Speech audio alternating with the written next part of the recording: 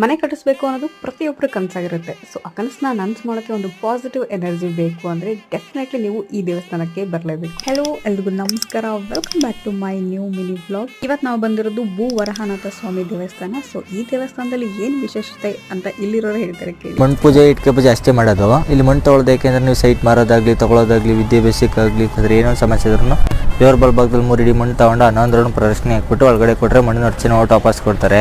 ಆ ಮಣ್ಣಿನ ಮನೆ ತೊಗೊಂಡಾದ್ಮೇಲೆ ಎಷ್ಟಾಗಲ್ಲ ವೈಟ್ ಪಡೆ ತಗೊಂಡು ಅಷ್ಟ ಮಾಡಿಬಿಟ್ಟು ಮಣ್ಣು ಪೂಜೆ ಮಾಡಿಸ್ಕೊಂಡು ಹೊರಚೆಲ್ಲ ಕಟ್ಬಿಟ್ಟು ಪ್ರತಿದಿನ ಎದ್ಬಿಟ್ಟು ಪೂಜೆ ಮಾಡಬೇಕು. ಇನ್ನು ಇಟ್ಕೆ ಪೂಜೆ ಮಾಡಿಸ್ಕೊಂಡು ಅವರು 49 ಒಳಗೆ ಗಾಡಿ ಕಟ್ಟಡ ಸ್ಟಾರ್ಟ್ ಮಾಡ್ತೀನಿ ಅನ್ನೋರು ಇಟ್ಕೆ ಪೂಜೆ ಮಾಡಿಸ್ಕೊಂಡೋಗಿ ಫಸ್ಟ್ ಇಟ್ಕೆನೇ ಅದು ಮಾಡ್ಬಿಟ್ಟು ಸ್ಟಾರ್ಟ್ ಮಾಡ್ತಾರೆ. ಇನ್ನು ಮನೆ ಕಟ್ಟಬೇಕು ಅನ್ಕೊಂಡಿದ್ದೀನಿ, ದುಡ್ಡು ಕಾಸು ಏನಿಲ್ಲ, ಜಮೀನಿಗೆ ಏನಿಲ್ಲ ಅಂದರೆ ಮಣ್ಣು ಪೂಜೆ ಮಾಡಿಸ್ಕೊಂಡು ತಗೊಂಡೋಗಿ. ಈ ದೇವಸ್ಥಾನ ಇರೋದು ಮಂಡ್ಯ ಜಿಲ್ಲೆ KR ಪೇಟೆ ತಾಲೂಕು ಕಲ್ಲಳ್ಳಿ ಅನ್ನೋ ಗ್ರಾಮದಲ್ಲಿ. ದೇವಸ್ಥಾನ 1:15ಗೆಲ್ಲ ಕ್ಲೋಸ್ ಆಗಿಬಿಡುತ್ತೆ. ಸೊ ನಾವು ಹೋಗಿದ್ದು ಲೇಟ್ ಆದ್ರೂ ದರ್ಶನ ಏನೋ ಚೆನ್ನಾಗೇ ಆಯಿತು. ಹಾಗೆ ಇಲ್ಲಿ ಪ್ರಸಾದ ತಗೊಂಡು ಅಲ್ಲಿಂದ ಹೋದ್ವಿ. ಸೊ ಇದಾಗಿತ್ತು ಇವತ್ತಿನ ವ್ಲಾಗ್. ಸಿಗೋಣ ಮುಂದಿನ ವಿಡಿಯೋದಲ್ಲಿ.